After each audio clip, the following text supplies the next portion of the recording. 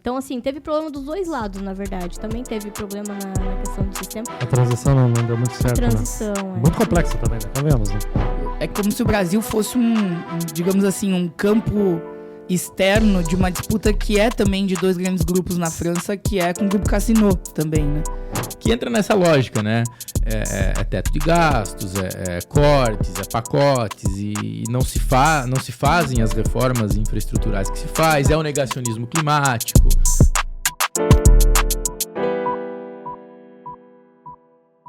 Saudações, movimentadores da balança comercial ao Invoicecast. Estamos encerrando mais um ano, então é hora... Nossa, chutei o Ricardo sem querer.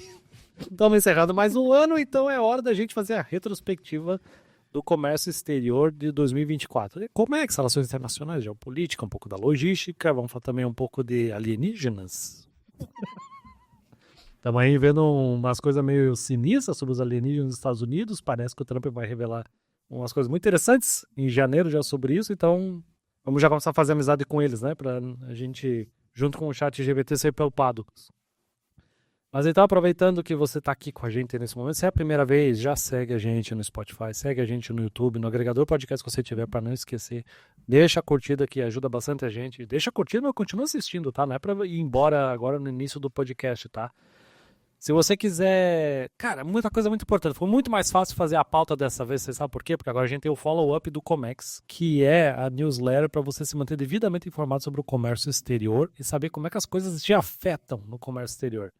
Inclusive, os três aqui presentes colaboram com seus comentários do comércio exterior. Eu tenho aqui o Ricardo, o Daniel e a Fernanda, que tudo que tiver mais a área deles, eles comentam para dizer como é que isso vai afetar a nossa área. E aí, junto comigo, e também o Matheus Ramalho, está ajudando bastante a gente a ter edições diárias. Então, você também pode receber clica aqui no follow-up do Comex, cadastra teu e-mail que tu vai começar a receber. Junto disso, nós falamos quando é que vai ter eventos, tem sorteios também, tem promoções para os assinantes. Então, vale muito a pena. E foi com ele que nós fizemos a pauta de hoje.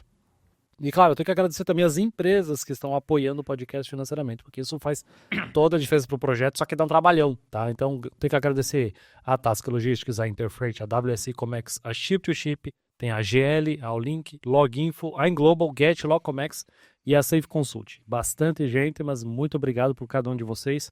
O link dessas empresas também está aqui na descrição do episódio, assim como também o link das redes sociais de cada um dos convidados aqui. Muito obrigado pela presença de vocês. Então eu vou começar com aquela mesma pergunta do ano passado. O mundo está melhor ou pior na parte do comércio exterior comparado com 2023? 1, 2, 3. Pior. Porra, ano passado tinha sido mais ou menos. A Bárbara tinha participado, ela falou DPI. Então tá piorando. Então por que vocês estão achando que tá pior? Eu achei que tinha sido menos pior esse ano. Vários fatores, né? O dólar é um deles, né? O dólar... Para importação, o dólar subiu muito esse ano, tá realmente. Impactando. Eu acho que a gente já tem uma previsão aí para o ano que vem também, né? Então, essa questão da Receita Federal já é algo que vai acabar arrastando ali para 2025, as inseguranças do INPE, né? Cara, o que teve de greve e paralisação esse ano não foi brincadeira, Exato. É verdade. Acho que esse ano foi pior mesmo. Tudo. Mapa, Anvisa, Receita Federal. E a gente vai sentir o reflexo em 2025, então eu acho que vai acabar ali se arrastando. E as tretas maiores não encerraram ainda, né? Tipo, a guerra da Ucrânia com a Rússia, a Israel-Palestina, Israel agora é Israel-Síria, Israel-Irã, Líbano. Puta país encrenqueiro, né, cara? Mas é foda, né? Exato, e pro Brasil a questão do Trump ali também, né? Porque com essa questão dele mais protecionista, né? Eu acho que vai acabar impactando também Eu tenho minhas dúvidas disso, tá? Porque eu vejo que, assim, quando Estados Unidos e China brigam, eles vêm depois falar com o Brasil para importação e exportação. Eu tenho essa impressão, sabe? Tipo, sabe quando uma criança tem pais divorciados e os pais ficam tentando agradar a criança? Eu tenho essa impressão que o Brasil acaba ganhando. Final de 2025 a gente retoma esse assunto. Vamos ver. Claro, ele pode também meter umas tarifas aqui na gente. Vamos lá. Mas, tá, por que vocês acham que tá pior? Bom, eu colocaria ali alguns condicionantes internos, né? O primeiro deles que a gente tem que registrar sem dúvidas é a alta do dólar e eu acho que para além disso, né, se a gente pensar em aspectos mais gerais, nós temos uma desvalorização do real. E isso vai em relação ao euro, vai até em relação aos nossos vizinhos aqui, sul-americanos. Então, essa desvalorização mais acentuada na nossa moeda, ela provoca alguns impactos, principalmente para as importações, no caso do Brasil. Do ponto de vista do ambiente político, institucional, nós também estamos enfrentando, eu acho que uma série de entraves, uma série de incertezas que também tumultuam o ambiente do comércio exterior. Desde do eterno anúncio da entrada em vigor da do INPE, vai e volta, e um portal de comércio exterior mais unificado, e sistemas e tudo mais, o Brasil tentou montar uma espécie de agregador com um portal de informações a respeito das exportações também, mas ele caminha a passos lentos, ele não engrena, ele ainda não consegue ter a popularidade que o governo imaginava que ele poderia ter para ser um centralizador de informações. E do ponto de vista dos operadores, tem aí algo que carrega o problema fiscal do Brasil e uma série de pressões nesse sentido, acabam sendo projetadas especialmente sobre o funcionalismo público, e aí várias expressões do funcionalismo público acabam se rebelando porque não tem uma reposição salarial já há um bom tempo, e enxergou nesse governo atualmente uma possibilidade de brigar um pouco mais. E aí a gente vê que essa orfandade aí de muitos órgãos, ela vai começando a se manifestar dentro das movimentações, das mobilizações, das greves, das paralisações e tudo mais. Então, o ambiente interno está bem atravessado disso. E, rapidamente, no externo, a gente tem uma desconfiguração maior aí envolvendo, de novo, o ambiente das relações econômicas internacionais. E eu reforço, né, nós temos uma dificuldade dentro do sistema multilateral de comércio de estruturar algo que seja mais seguro e saudável para os países transacionarem. E aí, completando esse cenário que já vem em deterioração no ambiente multilateral, a própria situação da eleição do Donald Trump, né, que de fato, eu acho que ela é menos catastrófica para o comércio internacional do que muita gente tem apregoado, porque o Trump ele vem numa linhagem de muitos políticos que falam muito e efetivamente fazem muito pouco, né? E conseguem manter ainda uma boa parte da sua militância inflamada, porque segue dizendo que queria fazer mais, mas aí sempre tem a tal da lei da gravidade, né, que faz as coisas caírem. Então tem o Congresso que não me deixa, tem a Suprema Corte que não me deixa, tem os políticos, tem aqui e tal. Não é mais uma surpresa, né? A gente já sabe o que esperar dele, né? Isso já está mais ou menos precificado, exatamente. Exatamente. A gente já sabe como é que é o estilo dele, o que ele vai fazer, que ele vai pressionar mais o comércio internacional. Exato. Né? E tu, Ricardo, mais alguma coisa além do que os amigos aqui comentaram? Olha, já que eles foram tão pessimistas, vamos olhar o lado bom, né? Tudo tem um lado bom nessa vida. E, aliás, aquilo que você falou tem precedentes, né? Ou seja, quando o pai e a mãe estão brigando, os filhos vão barganhar, pro possível acordo Mercosul-União Europeia é um pouco isso. Do ponto de vista da União Europeia, ela olha para um lado, tem a Rússia em guerra com a Ucrânia, que é um país europeu, entre aspas, embora não seja da União. Olha para o outro, tem o Trump dizendo, a OTAN tem que pagar mais, que a OTAN que protege a Europa em termos militares. Vamos aumentar o protecionismo. E aí o primeiro lugar atingido no protecionismo dos Estados Unidos é a Europa, porque os fluxos são gigantescos. Então vamos buscar outros lugares. Aí eles buscam o Mercosul. Que aí, se esse acordo vai sair ou não, é outra coisa, porque tem todo um trâmite e eu ainda acho que os europeus não vão deixar esse acordo acontecer. Tem os trâmites do bloco agora. Tem os trâmites do bloco. Agora, tem uma outra coisa. Eu nunca trato, e aí quem lê o follow-up já sabe, protecionismo e liberalismo como bom ou ruim, são ferramentas. Quando a economia internacional fecha, você tem oportunidades de produção caseira, você pode adensar as cadeias produtivas regionais, você tem oportunidades. Se o Brasil virou um país industrializado, foi porque lá atrás teve a crise de 29, seguida da Segunda Guerra Mundial, em que o Brasil sai de ser um fazendão de café para uma economia industrial, com todos os seus problemas e limitações. Então, se para os operadores de comércio exterior não é o melhor dos mundos, às vezes você muda um pouco a tua pauta e você pode ter, eu não sei se é muito otimismo, meu amigo economista, mas algum cenário de reindustrialização no médio prazo ou de recuperação em que você, ao invés de importar um produto pronto, você vai importar um insumo para uma cadeia industrial em recuperação e com o dólar nessas alturas, aí fica mais difícil importar. Então talvez com as pedras que me atiraram, eu construí o meu castelo. Quem sabe o Brasil possa reconstruir a sua indústria. Mas isso é muito otimista. O que dá pra falar, eu acho interessante a gente começar, vamos mais ou menos na ordem cronológica, tá, gente? Nós vamos mais ou menos na ordem cronológica aqui, o que a gente for lembrando na hora, nós também não vamos ser tão Caxias, como a gente fala aqui no Sul sobre isso, né? Não tá cravado na pedra. Ela não tem que ser cravada na pedra, mas uma coisa interessante em janeiro é que teve a entrada da Arábia Saudita, Egito, Etiópia, Emirados Árabes e Irã no BRICS, né? E a Argentina ficou de fora. Eu não lembro, ficou de fora porque o Milei pediu pra ficar de fora? Foi isso, né? O Milei pediu. Porque, na verdade... Mas foi uma boa ideia?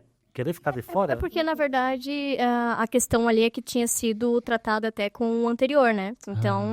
Então quando, né, o Milei assumiu, ele resolveu não adentrar ali o bloco, né? Mas eu não sei o que vocês pensam sobre isso, né? Mas eu acho que associa muito a questão do Chile também, né? Que o Chile também não faz parte do Mercosul. Ele pediu pra entrar o Chile, eu não lembro. Não, ele nunca quis entrar, na verdade. Justamente porque ele tem outros acordos, principalmente, né, com a Ásia, então ele optou por não vir pro Mercosul, né? Então, não sei qual que é a opinião de vocês sobre isso também, né?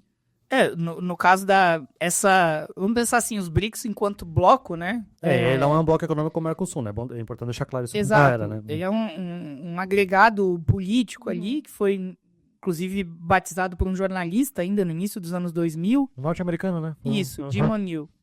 E aí, juntava nesse acrônimo, era a ideia de mostrar também, o acrônimo não é por acaso, né? Como se fosse um tijolo, uma espécie de uma fortaleza aí, de uma constituição de uma alternativa à ordem mundial estabelecida, né? E ele vem, de fato, costurando alguns acordos enquanto bloco, enquanto grupo de países, tentando se forjar e tudo mais. E essa é uma ampliação. E eu diria que é uma ampliação que ela ocorre para além desse certo esfacelamento de um sistema multilateral, né? Porque eu diria, tem muita gente dizendo assim, o multilateralismo está condenado no mundo porque cada país está buscando o seu, etc. Eu não vejo exatamente assim. Eu acho que o sistema multilateral forjado após 1945, pós-Segunda Guerra, e capitaneado exclusivamente, quase, pelos Estados Unidos, ou, no mínimo, naquele eixo do Atlântico Norte, esse sim, ele está em vias de superação. E vão existindo, vão aparecendo outras alternativas, né? E os BRICS vêm nessa esteira. Então, a ampliação dos BRICS com esses demais parceiros vem nessa linha, né? De pegar uma espécie de lacuna que o sistema tradicional vai deixando escorrer pelas mãos. E no caso da Argentina, se a gente for pensar em si, né, enquanto oportunidade, seria uma oportunidade para o país, porque o Milei, muito por razões ideológicas, porque era o início do mandato dele também, ele assume dia 10 de dezembro, mais ou menos, então é quase que o cartão de visitas da agenda internacional dele. Ele bloqueia, veta essa participação. Mas a gente cumpriu uma promessa, né? Que ele já tinha falado. Um pouco disso. E eu registro principalmente porque ao longo do ano, entre outras coisas, ele passou a fazer operações em yuan, por exemplo. Pegou empréstimos da China para trabalhar com a moeda chinesa. Então, a realidade vai se apresentando de uma forma que esses discursos eles vão se dissipando, né? Então, no caso da Argentina, é como se essa imposição da realidade fosse fazendo com que ela assimilasse essa presença mais do bloco. O que eu acho interessante dessa novidade é que, cara, tu colocar num bloco, por mais que não seja um bloco econômico, né? Arábia Saudita, Egito, Emirados Árabes e Irã, tudo junto. Só acho que mostra uma baita força da China e da Rússia, né? Que isso é dedo desses dois, né? Do BRICS, né? Aí você, até não sei se já não foi comentado numa outra participação aqui, se você observar em termos geográficos... Bem-vindo ao meu mundo. Quanto mais tu vier, mais tu vai ficar confuso se já foi falado ou não as coisas. É isso aí. Mas é assim mesmo, né? Se você observar um arco geográfico ao redor da Península Arábica, da Etiópia, passando pelo Egito, Arábia Saudita, Emirados Árabes e Irã, você cercou as maiores reservas de petróleo do mundo. E aí um país com crescimento vertiginoso, né? Outro dia eu ouvi um analista dizendo que a China fez em 40 anos o que a Europa demorou alguns séculos, industrialização, e os Estados Unidos talvez 150 anos. Então precisa energia, né? Para todo esse arcabouço de crescimento sino-asiático, é a China e a Ásia. Então faz esse cercamento e alternativa ao dólar. Todo mundo quer alternativa ao dólar. Né? Por quê? Porque na medida em que você depende menos do dólar, primeiro que você, no caso da Rússia, você fica menos vulnerável às sanções dos Estados Unidos. Se eles retirarem você da circulação de dólar, desde sistema de pagamento, sistema SWIFT, etc., você não vai ser tão atingido. E você também foge dos ataques especulativos. Ou seja, se os investidores, e aí a gente pode até discutir a desvalorização do real, os investidores de curto prazo decidem tirar os dólares do teu país e você não depende tanto do dólar, vai doer menos. Então os países querem isso. E aí viemos para a Argentina, porque os BRICS falam em desdolarizar, em criar uma moeda de troca entre eles, né? Isso no futuro. Aí a Argentina, que é um país cujo grande problema, dentre outros, da sua economia foi o endividamento em dólar, né? Ou seja, um país que todo fim do mês vem os boletos em dólar, ele tem que correr atrás de dólar para pagar. E a sua população não acredita na própria moeda e especula contra ela, buscando dólar o tempo todo para fazer as suas transações internas, a Argentina despreza os BRICS, que é justamente uma maneira de fugir do dólar. Ou seja, e aí a realidade mostra, vai buscar os yuans. E a China é muito pragmática, né? Não entrou nos BRICS, não vou te emprestar dinheiro. Não vou comprar o fruto do teu agro. Não, a China é pragmática. Então a Argentina me parece que ela dá um tiro no pé ideológico por não acompanhar a onda do século XXI, que é um declínio relativo do Ocidente e um aumento da importância da Ásia e uma nova governança global que vem vindo aí. Então o tempo vai mostrar que provavelmente a Argentina, cedo ou tarde, vai se reaproximar dos BRICS. E outra coisa, falando em China, né? Começou aquela frota, dá pra falar frota de carro da BYD que começou a chegar em janeiro, que aí veio a notícia que eles estavam construindo mais navio, que a BYD tem frota própria de navio, né? Pra dar conta disso. E a quantidade de navio que veio pro Brasil ao longo desse ano, por quê? Porque começou a aumentar o imposto de importação dos carros, né? Inclusive saiu uma notícia, né? Já pulando pra dezembro, que a Camex tá analisando, saiu no FUP de hoje, eu acho. A gente tá gravando no dia 17 de dezembro, tá, gente?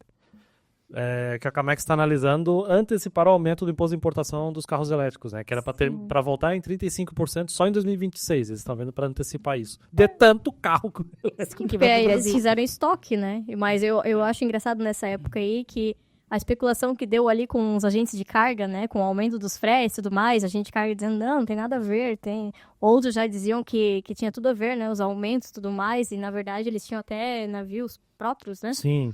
O que eles aumentaram foi a dificuldade para navio atracar, porque tinha tanto carro nas zonas primárias que realmente estava atrapalhando para o navio atracar. E aí vai... Não necessariamente. E aí já linka com outro ponto aí que se arrasta para 2025, né? Porque a gente está tendo uma modernização aí perante a questão governamental de digitalização e questão de sistemas, né, interligados e tudo mais, só que a infraestrutura, né, logística não está acompanhando. Então, por mais que a gente tenha ali agilidade na parte de liberações e tudo mais, desembaraço, a questão, por exemplo, né, a devolução de containers. Nossa, a gente vai lá, né, pega, retira a sua carga e você não consegue devolver um container, né? Aí fica lá gerando demurragem, você briga, entra com jurídico e tudo mais. Então, é uma cadeia, né? Então, tudo tem que funcionar. Cada parte desse processo ele tem que funcionar, né? E hoje é uma coisa que também futuramente é um desafio.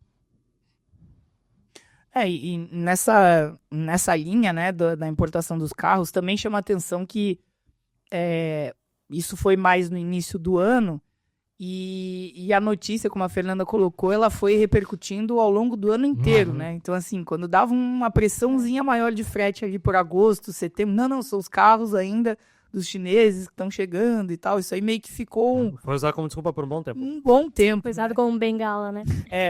E também, olhando como estratégia chinesa, ela adotou essa mesma linha também em direção à Europa. Então, muitos portos europeus... Não foi só no Brasil, né? Que ela foi Não, Europa e só Estados no Unidos. Brasil, Isso. E nos Estados Unidos, mais acelerado, porque tinha a iminência da eleição e a possibilidade de uma vitória, de fato, do Trump começar a tornar isso ainda mais restritivo, né? E agora, eu acho que um pouco dessa pressa também tem a ver com uma certa paralisia naquela euforia que apareceu de carros elétricos mais recentemente e que algumas coisas já têm feito as pessoas colocar as barbas de molho, ter um pouco mais de reticência, pensar um pouco mais na hora de trocar ou não. E aí, e foram algumas imagens que rodaram aí de carros elétricos encalhados, abarrotados em estoques, em concessionárias e tudo mais, não só nos portos, mas também depois já na própria Europa e em alguns lugares pelo mundo. O Brasil ainda é um país de destaque nesse sentido, né? Nós temos um emplacamento alto ainda de carros elétricos, mas me parece que tem uma tendência mundial, não que isso vai ser revertido nem nada, mas a velocidade desse processo me parece que ela vai ser um pouco mais lenta para os próximos anos. E aí esse episódio da China aqui provavelmente não é algo que a gente vai conseguir ver tantas vezes mais. A China vai querer acelerar para botar isso logo aqui, mas dar uma segurada depois, né? Até aproveitando em março, que foi quando a BYD anunciou uma implantação de uma fábrica na Bahia, né? Os 5,5 bilhões de reais, cara. Devemos ver aí... Desculpa, Daniel, devemos ver aí uma melhora na infraestrutura das estradas, né? Porque para viajar tá complicado ainda, né?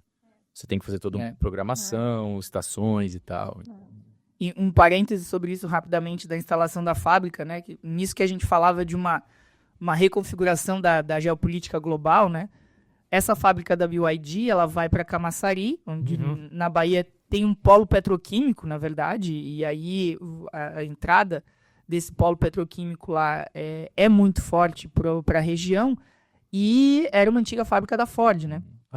E aí é uma expressão disso também, essa comparação entre um certo declínio relativo de Estados Unidos e essa ascensão muito forte da China também, né? Acho que isso expressa de alguma maneira esse processo. E aí, Camaçari se torna estratégico, não só também por uma certa estrutura logística prévia para a produção de automóveis, ainda que de natureza diferente, mas também está muito próximo de ciclos minerais ali que nós temos no norte de Minas, em direção ao estado do Pará. Então, se posicionar na Bahia também é muito importante, também para uma produtora de carros elétricos, né? Menos pelo polo petroquímico e mais pela reserva de minérios no entorno. E tem muita matéria-prima no Chile também, né? Que utiliza nas baterias. Cobre, principalmente. Cobre, lítio, né? Chile, Bolívia, Argentina também. Inclusive foi no início do ano que o primeiro-ministro da Alemanha, Olaf Scholz, visitou o Chile, né? Para dar umas negociadas, né? Quase ex-primeiro-ministro. Tudo indica que vai ser quase, né? Tudo indica que vai ser quase. A última em janeiro que eu queria citar, que incomodou bastante o comércio exterior, foi que teve aquela greve geral na Argentina, que deu o cancelamento do voo, lembra? Nossa, deu uma bela incomodada pra nós aqui, né, cara? Pra quem é turista principalmente, né? Mas assim, pros voos de carga também atrapalhou bastante, né? Aí entra nos cortes do Milei, né? Ele tá fazendo cortes radicais. Ele até falou que eu detesto o Estado, né? Eu disse, mas que o cara resolveu ser presidente se ele detesta o Estado? Mas, enfim, ele quer, para combater a inflação, dentro da visão ortodoxa dele, cortar o máximo que tem gerado resultados de recuo inflacionário e superávit primário positivos, mas com preço social altíssimo, já que mencionamos a Argentina, que é 50% de pobreza. E o funcionalismo público está gritando, né? Porque aí não é só aí o setor aeroportuário, mas é educação, é saúde, enfim. Aí é muita gente que está protestando contra o Milei. Mas talvez uma boa notícia para a Argentina é que não teve seca nessa última safra. A safra vem alta e Vaca Muerta, que é uma reserva de gás na província da Patagônia, na região de Neuquén. Já há um acordo com o Ministério das Minas e Energias do Brasil que para o Brasil exportar provavelmente via Bolívia ou construção de novo gasoduto. Então, parece... O Brasil exportar gás? O Brasil importar, perdão. Importar, né? Sim, a Argentina exportar, o Brasil importar.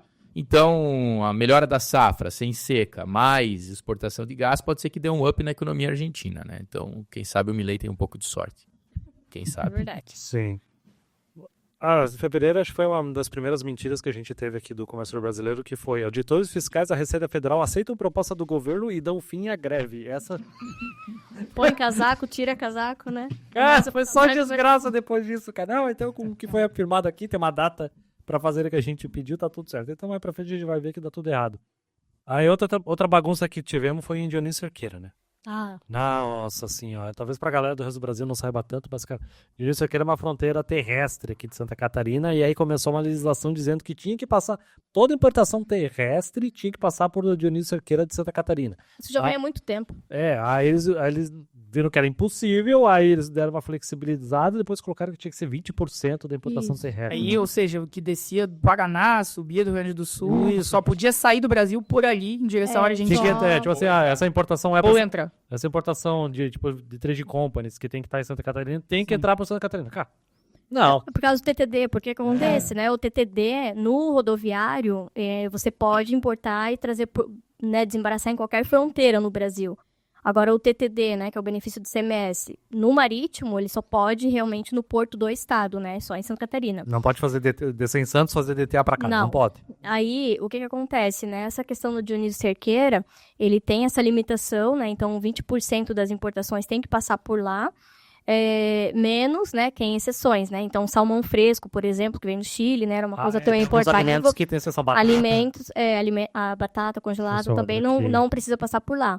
Porque, assim, o Dionísio Cerqueira não tem estrutura, né? Então, hoje tem Foz, que é a maior da América Latina, e mesmo assim, às vezes, colapsa. Então, imagina trazer por Dionísio Cerqueira, né? Tem a questão também de localização, então depende de onde você vai distribuir aí no Brasil, tem essa questão logística, e não tem infraestrutura. E a infraestrutura não é só questão ali, né, da alfândega em si, a estrutura ali dos caminhões, né, as liberações, mas também antes disso, né, então tinha um grande fluxo de caminhões que não tinham onde, nem segurança para estacionar, para parar, então tinha muito roubo. Eu tive carga roubada lá, então eu tive carne, né? Fica o caminhão parado lá, é muito risco, então, né? se não tem seguro, a gente tinha que trazer... tem seguro não, tem segurança, né? Então, tinha sempre com carga escoltada. Então, essa questão impacta bastante aí nas importações, né? Mas vai valer ainda. Uhum. Eu tava... Duas... A BR-163, né? Eu tava procurando aqui e só surgiu um áudio aqui pra te atrapalhar, Jonas. A BR-163, que passa por Dionísio Cerqueira, ela é péssima. Ela é uma BR bem complicada, ela é numa região meio pantanosa, perto de rio, e é um problema antigo. Então, eu acho que a logística também entra por aí, né? Sim.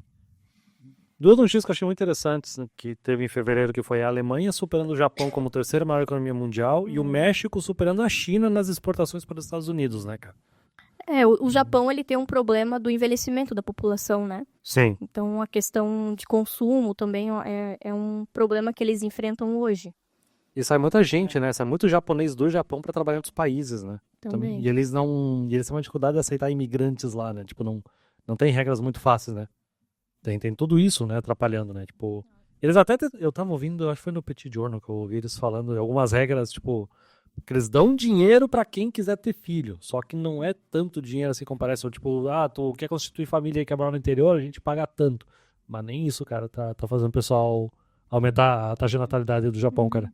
E a concorrência da China também, ela engole o Japão também, né? Ou seja, o Japão tem dificuldades, inclusive por causa da China. Então, é mais um fator complicador aí. E nesse caso, tem o problema mais crônico do Japão é esse do bônus demográfico, né? E aí é curioso porque mesmo que haja uma ultrapassagem da economia japonesa pela Alemanha, é interessante observar que aquilo que sempre foi muito característico da América Latina, que é essa instabilidade política, né? Os presidentes que não terminam mandatos e toda hora tem algum tipo de enrosco em algum país e tudo mais. De uns tempos para cá, especialmente nesse ano, a gente tem visto muitos episódios envolvendo também esses países mais figurões, né? Então, o Japão teve um ex-primeiro-ministro assassinado um pouco tempo atrás, né? Esse ano muito ou não? forte. Não, Ano deve fazer uns 2 anos, talvez, um ano passado. Mas, assim, crimes políticos, essa instabilidade na Alemanha agora com a possibilidade do Olaf Scholz de, se conseguir renovar o mandato como primeiro-ministro, renova sobre bases extremamente frágeis, né? A gente vê que mesmo no topo dessas economias mundiais, talvez isso tenha sido mais um escorregão do Japão do que exatamente... Foi 2022, cara. Nossa, então... faz uns 2 anos. Então, é mais um escorregão do Japão do que exatamente uma sanção, uma força da economia alemã, né? Exatamente. Então, a gente vai vendo isso também expressa um pouco esse ambiente mundial mais complicado, né? Pelo contrário, porque a economia alemã também recuou, né? Exato. Sobretudo devido à guerra na Ucrânia, a questão do custo da energia, né? Tem que ser bem devagar, né? Isso tem sido um problema, né, para esse governo atual. E também tem problemas com poucos filhos, né? Não é o mesmo problema do Japão, a Europa fala assim... É que lá é frio, né? Complicado. E a Europa contorna um pouco melhor, porque... Tem que alefação. A Europa contorna um pouco melhor porque tem essa política migratória mais acentuada, né? Então migra muita gente ali e acaba fazendo um pouco, às vezes, disso. No Japão é mais difícil, né? E você mencionou o México também, né? Sim. Então, a política protecionista dos Estados Unidos não é do Trump, né? Aliás, os Estados Unidos têm protecionismo desde o século XIX. Sempre foi um país que, de tempos em tempos, aciona o protecionismo devido à sua proeminência industrial. E o Obama já começou algum tipo de guerra comercial contra a China. O Biden teve várias medidas protecionistas com relação à China e agora o Trump promete aumentar. E o Trump 1. E aí o México, com o Acordo de Livre Comércio USMCA, né, o antigo NAFTA, que facilita as trocas comerciais com tarifas aduaneiras praticamente zero, a proximidade geográfica, né, aí se explica essa transição. Ou seja, na medida em que eles aumentam tarifas para a China, o México ocupa esse espaço que são as maquiladoras, né, as montadoras ali, muitas são de propriedade dos Estados Unidos que vão aproveitar a mão de obra mais barata, levar produto para os Estados Unidos. Era uma coisa que nunca foi discussão nos debates, né? Seja com o Biden, com a Kamala, né? Eles nunca discordaram sobre como lidar com a China. Cara, os dois partidos eles concordam. Tem que fechar, tem que combater a China, é uma ameaça, vão superar a gente em algum momento. Então... Incluindo o TikTok. Incluindo o TikTok, aí vamos ver se o TikTok vai ser banido nos Estados Unidos, né? E nessa do México também é interessante observar que esse movimento ele está dentro de um movimento que é mais global, que nesse cenário um tanto quanto disruptivo do sistema multilateral. Eu insisto nisso mais uma vez, porque muitas pessoas começaram a debater a espécie do fim da globalização, né? Globalização como a gente conheceu, a abertura dos mercados e tudo mais. Tem uma discussão sobre isso por conta do aumento das tarifas, do protecionismo dos países, de não se conseguir mais via OMC, por exemplo, fazer uma concertação com novas rodadas de liberalização comercial e tudo mais. E o que a gente percebe é a acentuação de um processo que é chamado de nearshoring, né? O reshoring. Ou seja, né, ao invés de você expandir muito mais fronteiras e tal, por questões geopolíticas e pela circunstância do comércio mundial, você tenta trazer para o mais próximo possível, né, do seu local de produção, os parceiros, para tentar deixar essa integração logística mais próxima daquilo que você consegue minimamente controlar ou incidir sobre, né? E aí, eu acho que chama muito atenção quando a gente vê isso acontecendo no México e no Canadá junto aos Estados Unidos. A própria União Europeia discute fortemente novas regulamentações que deixem o bloco mais coeso, mais robusto, vão caminhando nesse sentido. A China, ela promove muitas medidas via ASEAN também para tentar tornar o comércio regional mais próspero. E aí, quando a gente vê as duas regiões mais desarticuladas no mundo, seguem sendo a África, e ainda que tenham algumas iniciativas mais esporádicas, mas ainda muito desarticulada, e grita aqui, chama muita atenção, salta aos olhos, a situação da América Latina, né? Quando nós temos um bloco como o Mercosul que segue minguando, com pouquíssimo avanço, muita dificuldade institucional. E quando bloca agora para fazer um acordo, por exemplo, é um acordo de livre comércio com a União Europeia, que está atravessado por muitas contradições também e carece de uma análise mais específica, né? Mas quando o mundo todo está tentando se regionalizar mais, né, a América Latina ela não consegue fazer esse mesmo movimento com tanta vitalidade. E aí isso pesa muito sobre o nosso comércio exterior também, né? Nisso que o Ricardo comentava sobre uma possível reindustrialização, uma possível reorganização do país, aproveitar essa defasagem da moeda para tentar talvez jogar um pouco mais peso regionalmente. O Brasil não tem conseguido dar passos, ainda que seja uma tendência global e existam condicionantes aqui para que isso ocorra, né? Verdade. Para fechar fevereiro, teve os auditores fiscais agropecuários que intensificaram a mobilização nacional, né? Ali, eu lembro que tu fez algum comentário falou do Comex sobre isso que incomodou bastante também, né? Sobre isso, devo ter comentado Ninguém é uma constante, não? Porque impacta não só quem faz importação ali de origem animal, né? Mas também tem a questão ali da vistoria dos pallets de madeira, né? Então, Isso que pega. Né? então, assim, mesmo que você importe, né? Você tem, às vezes até sem o pallet de madeira, se você cai lá na vistoria, né? Então, isso acaba impactando também. Então, Por mais que tu diga que não tem madeira na tua embalagem, eles vão olhar, né? Exatamente. Pra ver se é verdade. Né? Exatamente. Muito bem. Indo pra março, nossa, cara, março teve essa aqui, eu achei maravilhosa, né? Venezuela fecha espaço aéreo para voos da Argentina, quem acusa de roubar o Boeing, lembra? Cara, isso é o suco da América Latina, né, cara? Esse tipo de coisa, né, cara? Que aí, cara, vocês lembram dessa história, como é que era? Eu acho que... Vocês lembram? Desculpa, eu não lembro de cabeça essa história. Olha, eu lembro Eu sei que você viu. Vou acessar aqui. Teve um avião venezuelano que ficou preso na Argentina por um tempo. A Argentina não deixava sair. A tripulação ficou presa até. A tripulação, por algum tipo de acusação. A Caracas adotou medida após o governo argentino entregar aos Estados Unidos uma aeronave de uma companhia cargueira venezuelana que Washington sancionou por supostas relações com o braço de elite das Forças Armadas do Irã. Meu, cara, é muita gente envolvida na história, cara. Relação entre Venezuela e Argentina vem se deteriorando após a chegada de Milei ao poder. Isso aqui está no G1, que a gente tem que citar as fontes quando lê na íntegra. Mas isso já tinha acontecido no governo Fernandes. A pedido dos Estados Unidos, a Argentina reteve um avião. E esse avião ficou por muito tempo ali. E aí, como resposta, aí entra o Milei versus Maduro, ele manda fechar. E a Aerolíneas Argentina, para fazer um voo Buenos Aires-Miami, por exemplo, tinha que desviar o território da Venezuela e gastar mais combustível e gastar mais dólares que tá faltando. Então... Maravilhoso.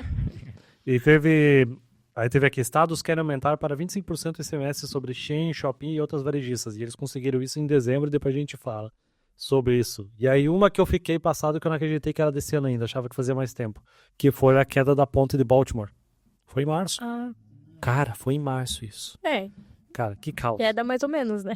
A barbeiragem aí. Foi Cara, carregada, foi na uma verdade. queda. Não, foi porque foi falha de pane, né? Elétrica. Calma, Jonas. 1, 2, 3. Pane. Elétrica. Eu ia falar pane energética. Nada a ver. Pane elétrica. Foi pane elétrica. E já tinha dado pane elétrica quando tava atracado.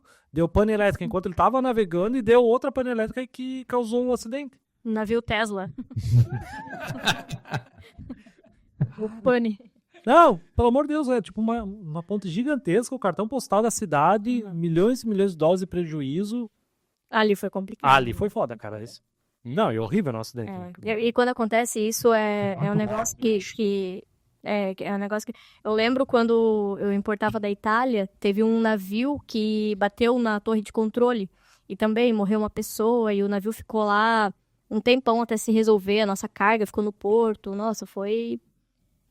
gera bastante transtorno esse tipo de coisa aí, né? Principalmente derrubar uma ponte. E as rotas que tem, né, entre os Estados Unidos e o Brasil ficou comprometido naquela época também, afetou... uma bola de neve. Uma bola de neve, cara, tudo conectado, cara. E aí o maior problema era o navio que deu pane ou a ponte que não tinha resistência e os engenheiros não souberam fazer? Não, o problema foi o navio, né, cara? É um navio grande, cara, então... Né, o navio só não foi pra não bater em pontos, né? Isso é importante a gente considerar isso, né? Pois é, né? Não, foi pane elétrica, tipo, foi um absurdo que ele tava atracado e tem que o relatório falou que o comando falou, tem pane elétrica, não dá pra ir. E aí teve alguém pressionando na história, né? Não vou ficar falando aqui porque é capaz de alguma maneira processar tudo que eu quero, né? Tudo que eu quero, né? Então foi uma situação assim, foi uma negligência mesmo, né, cara? Isso que é foda.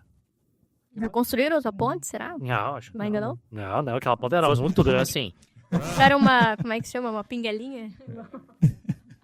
E aí começou as buchas também em março do Portal Único com CCT em Guarulhos, né? Ali começou a pontinha do iceberg de Nhaca, que se tornou o aeroporto de Guarulhos, né? Aí foi uma briga, né? Porque começou aquela coisa de, olha, isso já tá um tempão sendo treinado e as pessoas deixaram pro último minuto ali, né? Eu assisti algumas séries lá, eu não sei se foi o Thiago Barbosa ou o Zambrano quem falava sobre o CCT, mas existia muito essa questão, né, também de ter deixado muito para cima da hora. Claro que teve problemas ali no sistema que acabaram acarretando algumas travas ali, né, mas também faltou um pouco de conhecimento de quem estava operando, né. Então, assim, teve problema dos dois lados, na verdade. Também teve problema na questão de sistema. A transição não deu muito certo, né? A transição. Muito complexo também, né? Convenhamos, né?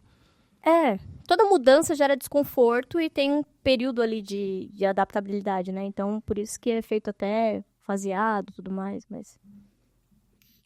É um problema estrutural também no Brasil ter tão poucos pontos de entrada de mercadorias do exterior também, né? sim, A gente não consegue desafogar um pouco isso, acaba dependendo demais de Guarulhos Guarulhos.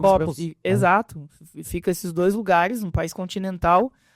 Nós teríamos que ter, né, outras alternativas e não temos. Agora que Floripa tem voo direto para Portugal, tem voo direto de Miami. Cara, a gente ficou muito tempo sem voo, assim. Isso. Agora que começou a ter que tenha uma alternativa, né? Mas não é tanto voo assim também, tá muito concentrado Exato. ainda. E eu fui lá em Floripa, né? Eu fiz uma visita técnica no aeroporto, e aí eu estava lá no momento que ia chegar o cargueiro, né? Então ele é super pontual, e eu acompanhei isso.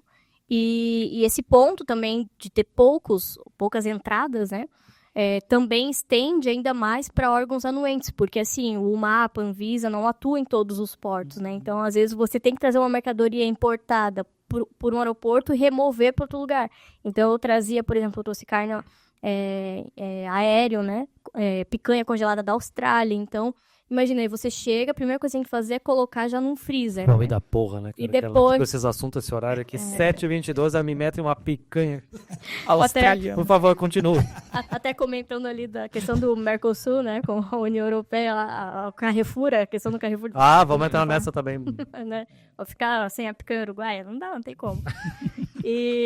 Mas, então, assim, aí a gente tinha esse problema que tinha que entrar para um aeroporto, né? Que era a questão de trânsito internacional, mas depois tinha que remover para um outro recinto para fazer toda a liberação. Então, nossa, é bem complicado essa logística, tem que ficar ali acompanhando mesmo para não perder o produto, né? Sim.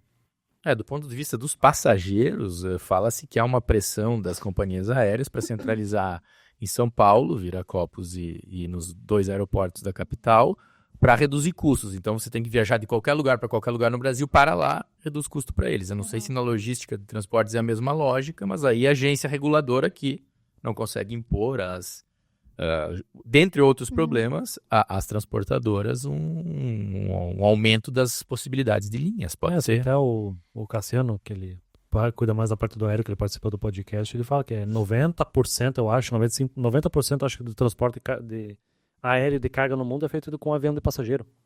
Sim. Então tem a ver, assim, mais claro, barato. né? O que vem, tipo assim, internacional desce muito o avião de cargueiro, mas também vende muito voo internacional de passageiro. Sim. Tanto que Aí- é por isso que, tipo, se a gente embarcar uma carga em voo de passageiro e aí a carga não embarca, é porque provavelmente uma família de brasileiros lá na Disney fez um monte de compra do Mickey, né? Não, Um cheiro de não. coisa. Eu trouxe um monte de ursinho. Sabe que hoje à tarde eu conversava que transporte de passageiros virou a mesma coisa. Ou seja, você pega um ônibus daqui para Chapecó, provavelmente a empresa ganha mais dinheiro levando coisa embaixo do que passageiro em cima. É a mesma lógica, né? Com certeza, e carga não incomoda, né? E assim, o frete, né, o aéreo em avião comercial, ele é mais barato do que o cargueiro, né? O cargueiro você tem certeza que a tua carga vai embarcar. E já no comercial, não, depende das bagagens. Então, nada garante que O vai pessoal sempre tem embarcar. prioridade. É. Tipo, E a aí, pessoa com bagagem. E aí eu trazia muita carga congelada, era mais emoção ainda, né? Então, então assim, o avião ele não tem um compartimento lá refrigerado para colocar a minha picanha, por exemplo. Então, né, tinha toda a parte lá de comprar um contêinerzinho pequeno, tem lá a manta térmica, né, gelo seco, tudo mais para poder trazer a carga. Então é muito mais emocionante. Muito mais emocionante. E a gente não fala aqui de frete, gente, porque tem um episódio só sobre o panorama dos países internacionais, que é o episódio anterior a esse, tá? A gente sempre faz o final de cada semestre. Lá que a gente conversa bastante sobre isso. Estamos em abril agora? Abril. Teve o porto de Hualien, em Taiwan, que teve que suspender as operações após um terremoto de magnitude 7.4. Isso foi pesado. Né? Assim, até que não... É que foi uma coisa mais pontual, né, cara? Eu não sei o quanto de tragédia. Eu não lembro de ter visto um vídeo disso, de alguma coisa caindo.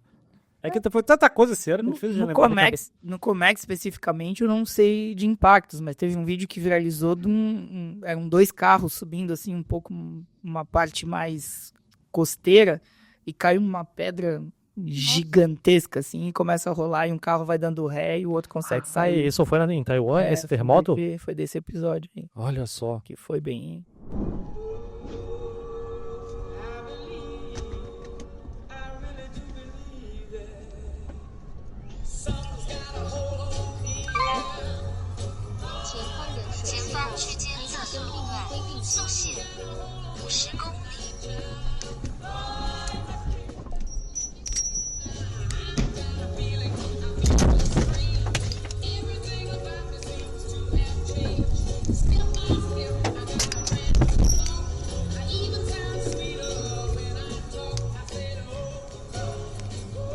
Estamos nós 6 aqui, né? Nós 4, o Luan e o nosso... E o nosso Alien aqui.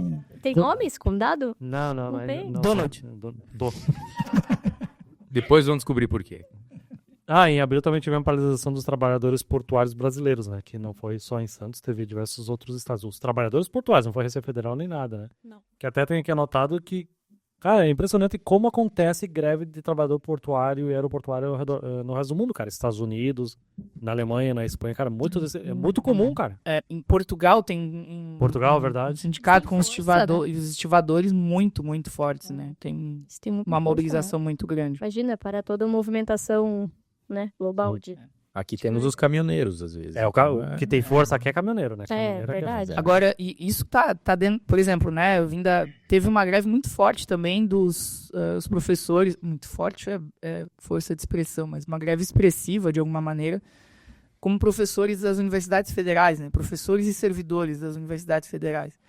E isso tá na esteira desse processo. Você tá vendo ali, né? Janeiro, fevereiro, março, sempre tem alguma mobilização no serviço público. Esse primeiro semestre foi muito atravessado por isso. Por quê? Porque era a discussão da aprovação do novo arcabouço fiscal e eram todas as categorias no primeiro semestre pressionando para tentar dizer assim, olha, já que provavelmente a gente vai ter um ajuste forte aqui com o novo arcabouço do momento em que ele foi aprovado, isso foi maio, junho, mais ou menos, para frente, a tentativa era tentar recompor as perdas anteriores para tentar zerar um pouco aquilo que já viria como programado para um ajuste depois do arcabouço. Então a gente vai vendo isso pipocar em vários órgãos, né, do governo federal, em vários aspectos. Né? Perfeito. Que mais a gente teve aqui? Deixa eu ver. Claro. Pois é, falando nisso, analistas de comércio exterior do MDIC iniciam uma operação padrão, né? Então, que em maio eles pararam no dia 6, 13, 20 e 27. Nas operações cotidianas comerciais a gente não sente, mas, por exemplo, se tu vai pedir um ato concessório drawback, passa por eles, né? Então, esse tipo de paralisação que eles faziam afetava bastante, né? E afetava também quando a gente consultava a balança comercial, né? Que é deles, né? É verdade. Teve algum dia que eu fui consultar lá pra falar como é que você tava fora do ar por causa disso. Mas o Siscore caiu justamente por uma mobilização lá do pessoal do TI da Receita Federal e depois decidiram que não voltaria mais, né? Porque não tinha investimento no sistema e acabou não existindo mais. E infelizmente tivemos as chuvas e enchentes do Rio Grande do Sul, né? Também que... Isso claro. foi bem A caótico. crônica da tragédia anunciada, né? Nada novo, já se sabia. Essa foi Especulação imobiliária, ocupação, destruição. Claro que mesmo que tudo tivesse sido feito certo, talvez ainda assim haveria destruição. Ok. Sim. Mas eu acho que é uma bela lição de um governo que entra nessa lógica, né? É teto de gastos, cortes, pacotes, e não se fazem as reformas infraestruturais que se faz, é o negacionismo climático, tudo isso vai se somando. Pensamento de curto prazo também. Pensamento de curto prazo, o próprio governador cortou mecanismos de proteção ambiental anteriormente, e aí deu no que deu. Né? Cara, muito Eu tava vendo nisso de tragédia anunciada, né? Tem um corpo técnico na Universidade Federal do Rio Grande do Sul e em algumas outras cidades, né? Muito forte para fazer monitoramento climático, com radares meteorológicos e tudo mais, né? E desde setembro do ano passado já havia uma previsão de que haveria um volume mais acentuado de chuvas na temporada ali, que já é uma temporada chuvosa, né? Mas os primeiros modelos já apontavam para um volume bastante expressivo.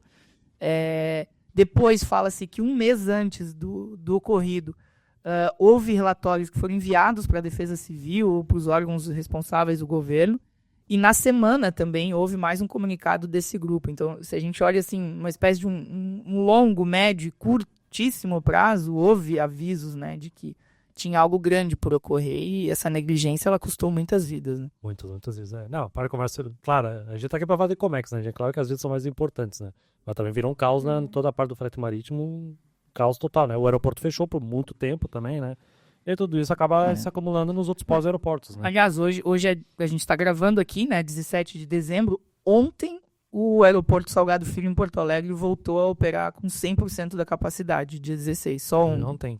Ele voltou em outubro parcialmente e ontem foi simbólico, ele voltou 100%. Que bom. Um abraço para todo mundo do Rio Grande do Sul, que tem bastante gente que ouve a gente, assiste nós aqui no podcast. Cadê aqui? Só me dá uma... Luan, edita essa pausa longa no futuro. Pera aí, deixa eu olhar aqui. Ah, sim. E a gente também fez uma edição no Follow-up do Comex porque o frete marítimo prioritário tava batendo $10 mil, cara. Tava virando um... Deu aquele tempinho de pandemia, sabe? Pagar $10 mil num container.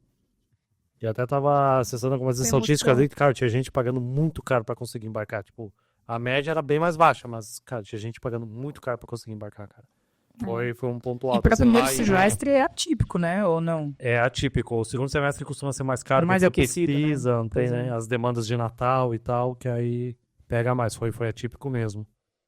Junho tivemos correspondentes bancários sendo proibidos de atuar por um ano. Aí a Roberta Federal fez uns comentários sobre isso, que é correspondente bancário, né? Cambial, né? Então, 53 empresas estavam fazendo coisa errada, foram tudo autuado.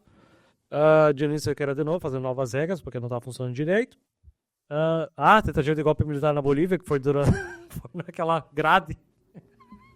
Derrubaram um portão de grade e conversando na porta com o presidente mandaram os caras embora, né? Ali foi uma quartelada meio grotesca, mas a Bolívia vale destacar, né? Temos o atual presidente, que é o Lúcio Arce, né, que está no poder, e o Evo Morales, e os dois são do mesmo partido, pelo menos eram, do MAS, né, do Movimento ao Socialismo, rompidos numa guerra, quase uma guerra civil, entre aspas, entre eles. O Evo Morales tinha voltado pra Bolívia ou não? Sim, ele está morando na Bolívia, inclusive ele teve ordem de prisão essa semana, os últimos dias contra ele. Então é como se nós tivéssemos aí duas figuras da direita, ou duas figuras da esquerda, lá nesse caso, brigando entre eles, num país que acaba de ser admitido no Mercosul e que está em processo de internalização das normas. Então podemos ter aí a iminência do aumento das trocas comerciais com a Bolívia, né?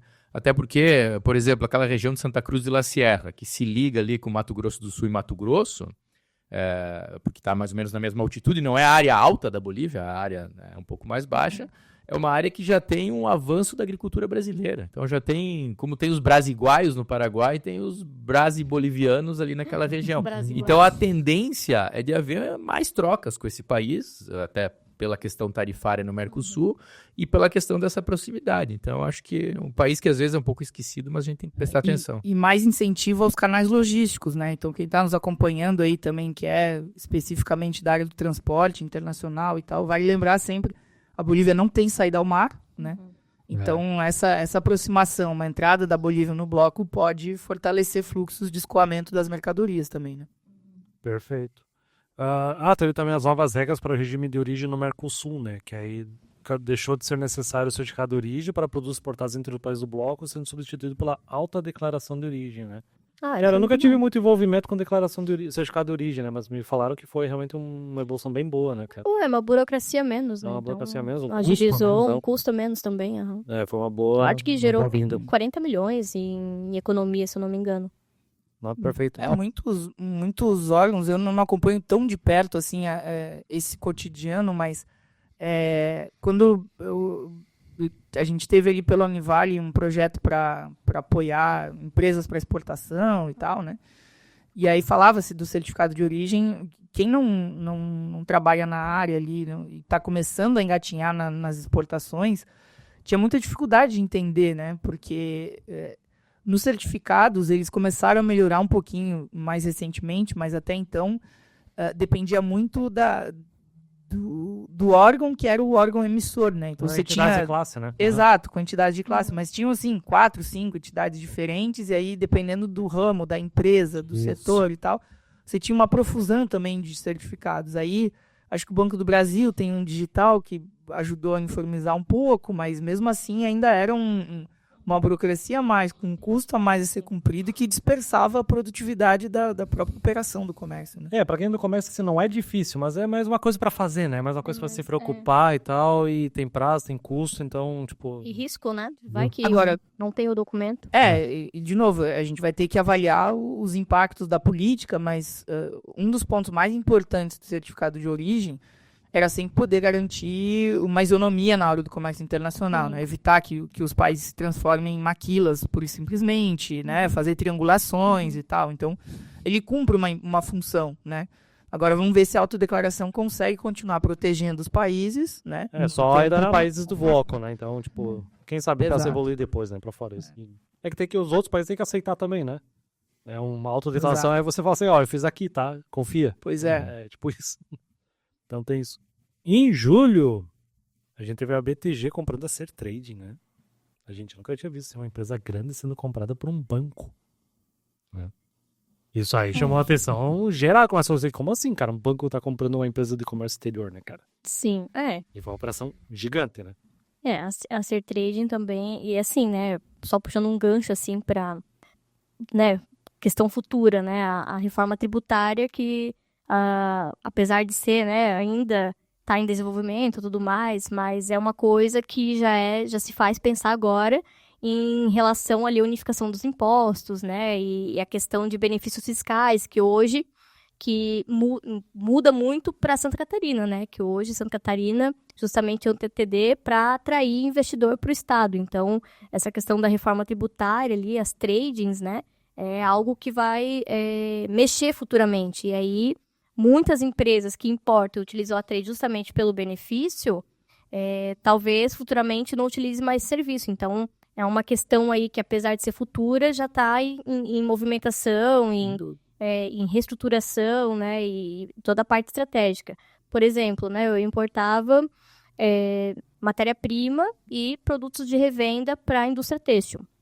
Então, o TTD ele é utilizado ali para itens de revenda, né? Então, a gente tinha uma equipe de Comex, a empresa ela tinha uma estrutura de Comex, utilizava a trade justamente para o benefício fiscal. Mas, com a reforma tributária, então, esse tipo de empresa que eu atuava não vai precisar da trade, porque ela já tem uma estrutura própria. Agora, para empresas que estão começando no comércio exterior, não entendem, precisam desenvolver, vão precisar da ajuda de uma trading, né? Não pelo benefício, mas sim pelo know-how, né? Já tem uma rede de fornecedor, já entende a segurança do comércio internacional.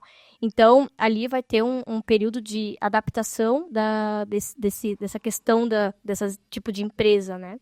Então, é algo que é futuro, mas já está se reinventando. A gente já vê algumas movimentações no mercado sobre isso, né? Pois é. Eu acho que sobre isso é interessante mencionar, né?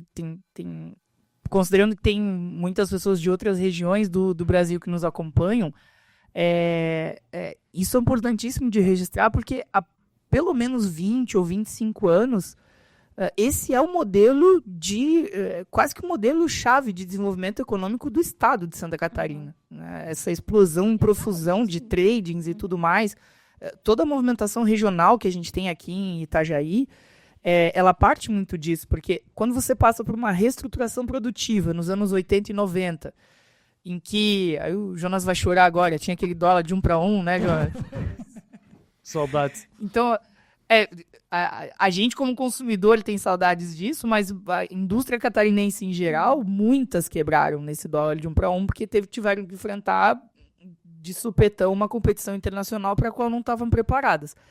E nessa reestruturação produtiva, muito da competitividade da indústria catarinense foi dirigida para os TTDs que fazem com que os insumos possam chegar mais baratos, e aí você consegue ainda assim manter algum grau de competitividade. Mas Santa Catarina é o estado, em termos de comércio exterior, mais deficitário do Brasil, proporcionalmente ao que opera. Importamos pouco. Então, é o mais deficitário do Brasil, né? Só que é o segundo em volume, e aí, obviamente, esse conceito não existe concretamente, mas a balança comercial de Santa Catarina é positiva com todos os outros estados da federação, e nós somos o segundo em superávit com isso. Então, existe um modelo de desenvolvimento em Santa Catarina extremamente dependente dessa lógica. Né? E nessa linha que a Fernanda está falando, eu acho que é fundamental para o comércio exterior pensar isso, e também com empresas, né? Eu, por exemplo, trabalhei em uma trade uma vez que a gente tinha o TTD com 3% de ICMS, aí cobrava o diferencial, né? 3, 6, 9, até os 17 lá, ficava com a empresa. Agora, a gente era orientado de alguma maneira a não aprofundar tanto esse serviço de assessoria em comércio exterior, que é o pacote em geral, assim, né? Sim. E as empresas ICMS, o resto deixa com o despachante. É verdade. Exato. E eu acho que isso tende a promover uma certa mudança estrutural, inclusive para os serviços prestados, a competição entre as empresas aqui na região, ela vai ter que olhar esses outros horizontes para essa diferença. Não, as trades sérias já estão ligadas nisso há muito tempo e não estão dependentes só do TTD, que senão elas sabem que vão vão sumir, né, cara? Não é isso. Mas, assim, não é que são dependentes, né? Mas, por exemplo, uma empresa que tem a estrutura acaba não utilizando mais, talvez, o serviço deles por já ter, né, uma estrutura interna, entende? Ah, sim, mas é que tem traders que, tipo, fazem um trabalho de... Claro, despacho aduaneira, sei lá, talvez agenciamento de carga, mas fazem também inteligência tributária, não ficam só... Não, a gente tem só o ICMS aqui para... Análise de mercados. Tem muitos outros serviços inerentes, né? Não, isso com certeza. Né? Agora, outra que foi sensacional foi aquele apagão que... Eu já não tô dizendo que as 3 vão fechar, tá? Pô? Não. Se vem inventar. Já estão se inventaram de Santa Catarina também. Exatamente. A gente teve aquele apagão do TI, aquele que a gente... Da empresa CrowdStrike, que foi quando deu um apagão, foi fazer uma atualização na cibersegurança dessa empresa e desligou um monte de Windows da vida e tudo mais. Deixa eu até puxar aqui, ó. Falha foi causada por um problema técnico e uma atualização do software Falcon da CrowdStrike, uma empresa de cibersegurança. Os impactos da falha foram sentidos de todo mundo, mas as primeiras empresas a relatar problemas foram as australianas. Eu tenho a lista das empresas, algumas das empresas afetadas.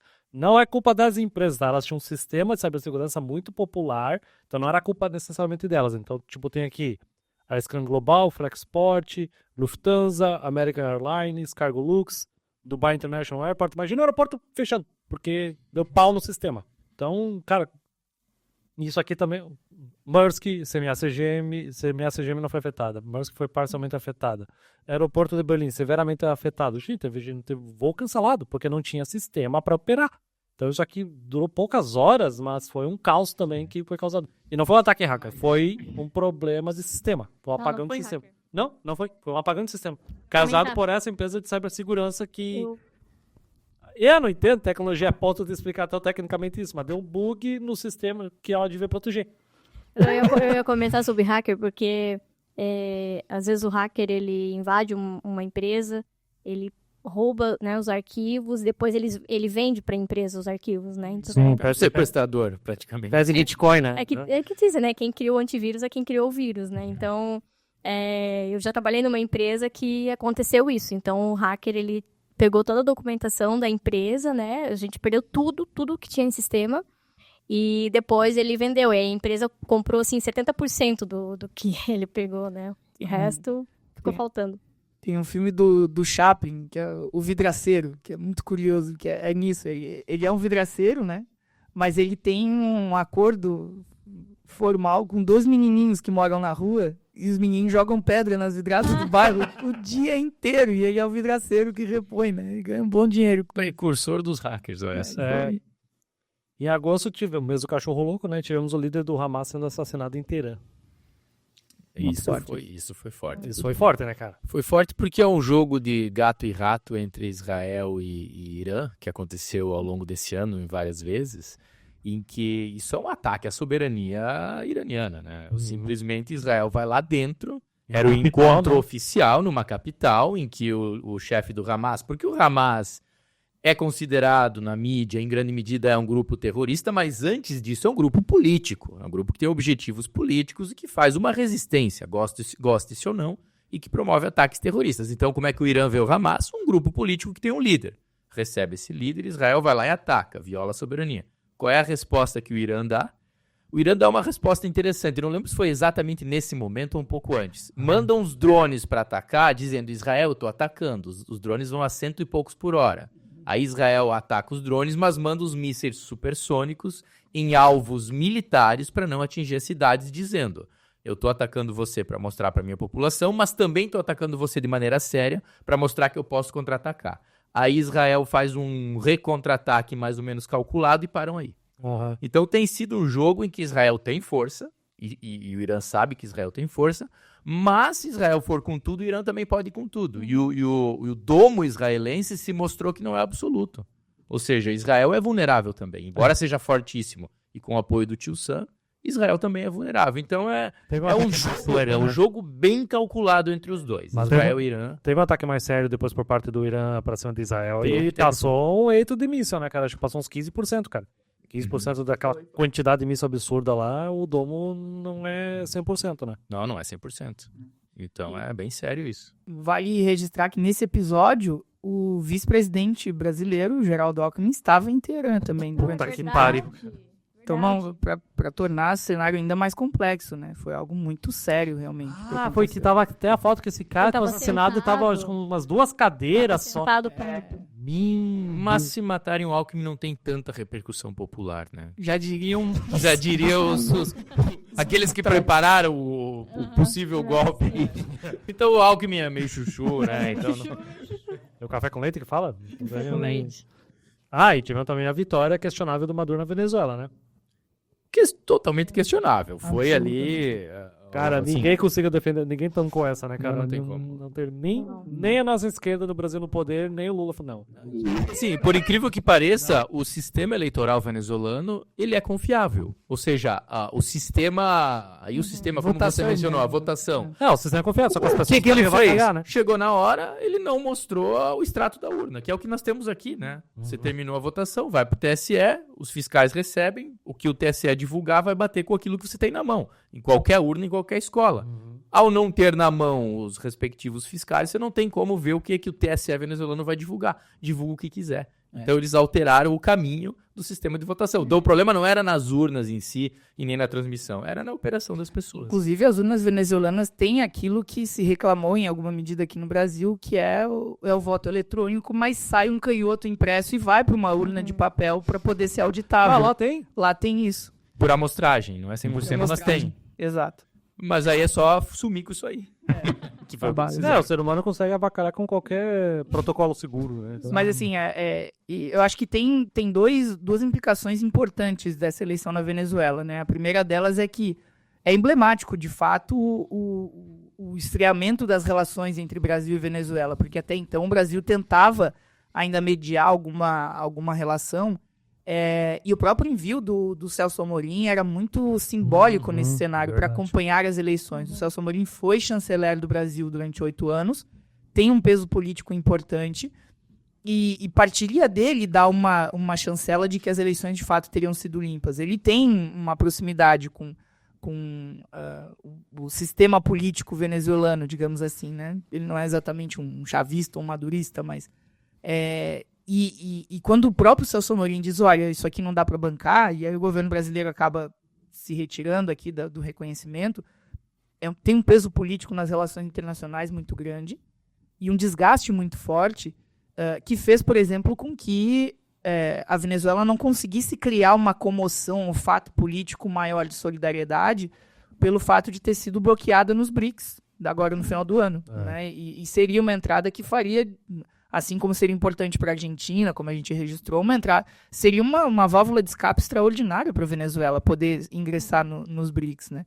E ela acaba plantando esse tipo de situação muito delicada no cenário internacional. E os Estados Unidos estavam muito interessados que tivesse transparência nessa eleição, porque eles já estavam, tipo assim, cara, eu não posso mais comercializar, por exemplo, petróleo da Venezuela, da Rússia. E aí, com a guerra da Rússia, Sim. pelo que eu bem me lembro, me corrijam, os Estados Unidos começou a se aproximar da Venezuela de novo, assim, sim. começa a me mostrar mais transparência aí que eu volto a comprar mais petróleo de você, cara.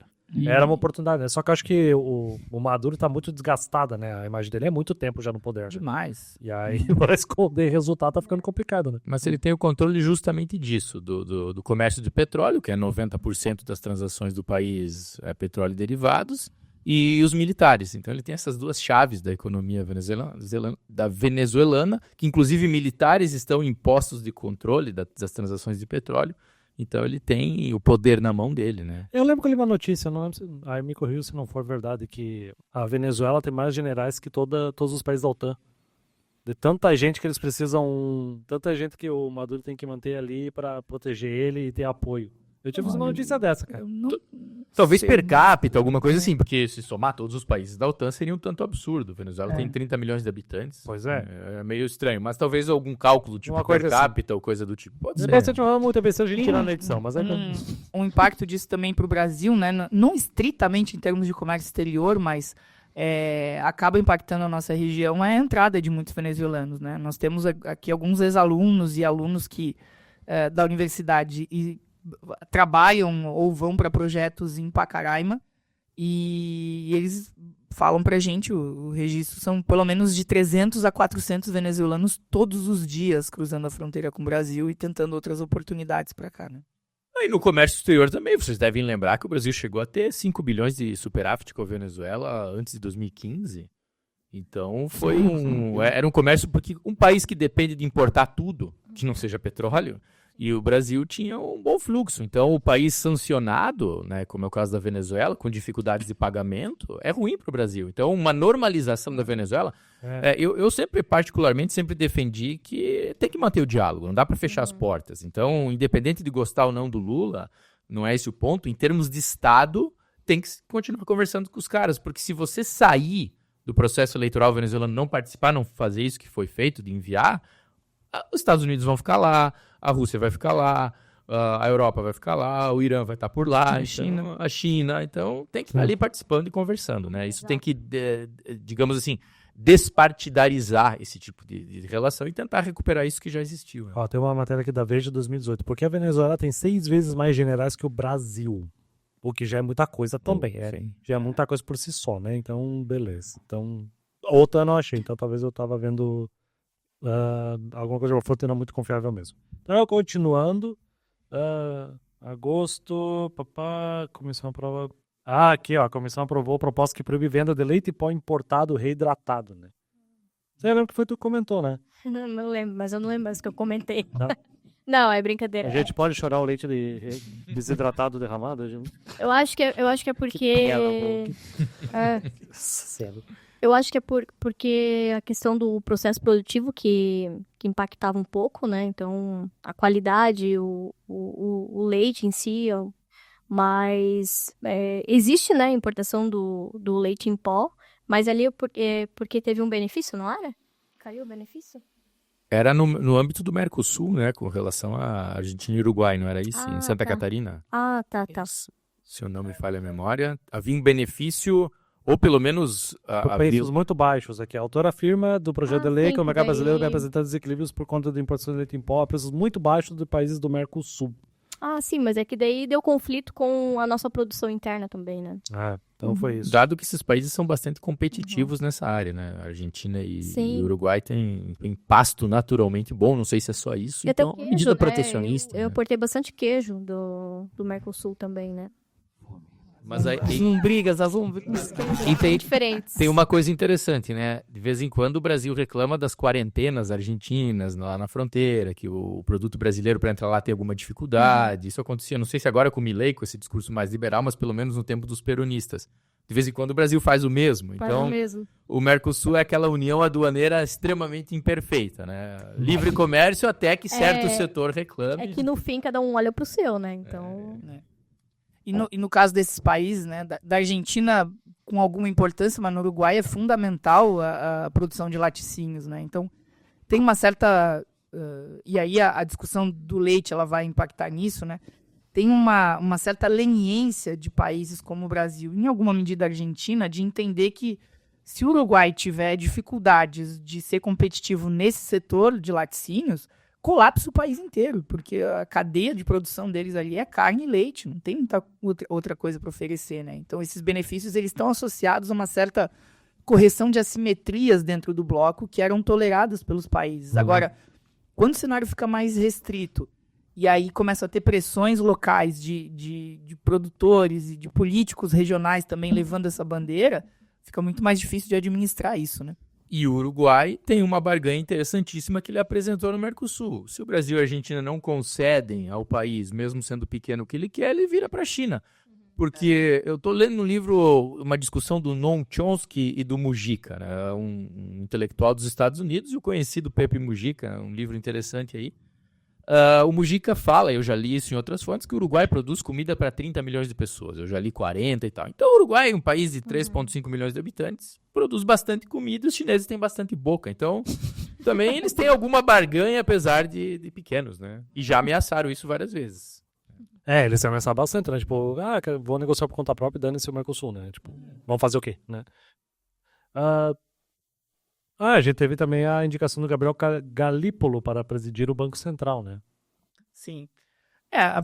A indicação dele ela veio sendo suavizada pelo menos 1 ano e meio, dá para dizer.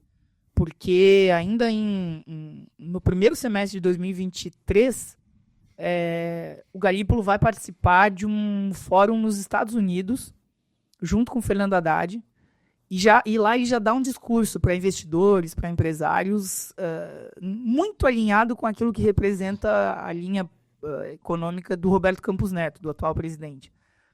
E ali ele foi... O Galípolo não assumiu ainda? Não, ele assume na virada do ano, a partir de 2 de janeiro. Termina o mandato 31 do Roberto Campos Neto e ele entra dia 2. Tá. E, inclusive, o presidente Lula poderia ter esperado até o final de dezembro para nomear o Galípolo, né? Ele podia nomear até as vésperas, mas ele veio suavizando essa trajetória durante muito tempo, né? Teve a sabatina também, E aí tem essa, mas a sabatina ela acaba sendo protocolar muitas vezes no Senado, porque esse nome já vem sendo costurado muito tempo antes para que a sabatina só confirme aquilo que foi acordado.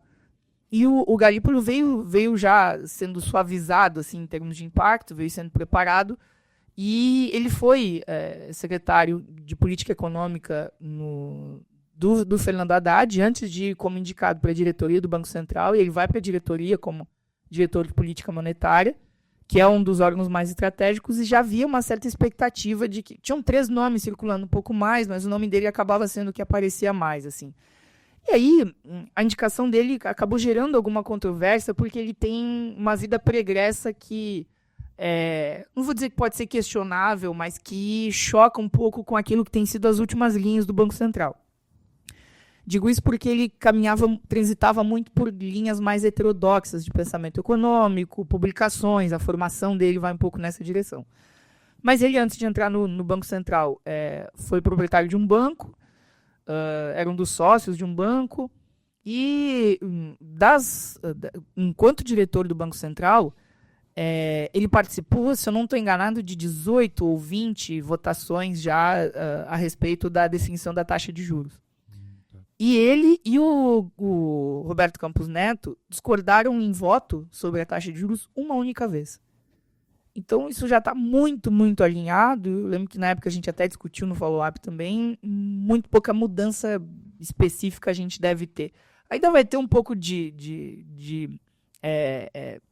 ruído. O presidente vai ainda falar algumas coisas, tem que mudar a taxa de juros e tal, mas vai ser bem menos virulento como ele foi nesses 2 primeiros anos, e a tendência é que a política monetária não tenha mudanças muito significativas, não. E aí, não sei se vocês vão concordar, né? Mas vale um comentário. A impressão que dá é que o Brasil pratica alguma das taxas de juros reais mais altas do mundo. A segunda. E não parece ter razão para tanto. Parece que é choradeira do mercado o tempo todo. Não há pressão inflacionária de demanda. Não há essa fuga de capitais que eles promovem, eles acabam promovendo de propósito para depois poder barganhar com o governo, ou seja, eles especulam para poder ganhar depois. Então me parece que o mercado está viciado em ganhar tudo o que quer. E o governo Lula, justamente por ter essa leniência o tempo todo, nunca ter tido coragem de enfrentar um pouquinho, chega ao ponto do mercado financeiro estar lá exigindo, mas o Congresso Nacional poderá vetar cortes na educação. Mas querem mais o quê? Então, me parece que há uma leniência excessiva e o Galípolo vai nessa linha que não me parece boa para o país. Mas é claro que esse é um campo opinativo, que é um campo mais complicado, mas que há de gerar mais controvérsia, né? Isso. O LinkedIn do Ricardo tá aqui, vão lá... Pode me xingar lá, não tem problema. O que eu queria entender... Tá, até dar uma fugida um pouco aqui da pauta. Cara, a gente tem uma reserva internacional de dólar alta, tá? Isso a gente informa no follow-up do Comex, inclusive ela cresceu ao longo do ano. A gente tem uma taxa de juros alta. A inflação tá alta, tá, mas já foi bem pior. Por que o dólar continua alto? Eu não consigo entender isso. É por especulação? O que... Tipo assim, olhando assim, você não devia estar mais baixo esse negócio? Sabe? Dá para falar assim, objetivamente agora, tem 2 pressões que jogam mais peso em cima disso, né? E aí eu vou falar da leitura que o mercado está fazendo, do porquê que isso está ocorrendo, e aí a gente pode puxar para algo mais opinativo também. Mas assim, o que o mercado está olhando agora, né, concretamente? Principalmente o que eles chamam de risco fiscal, né? Que é como se a política econômica, em termos de taxa de juros, a parte monetária dela, aquilo que envolve o Banco Central, está correta. Na leitura do mercado, ela está fazendo o que tem que ser feito. A gente está, há uma semana atrás, o Brasil subiu 1 ponto percentual a taxa de juros. É muita coisa. É muita coisa, né?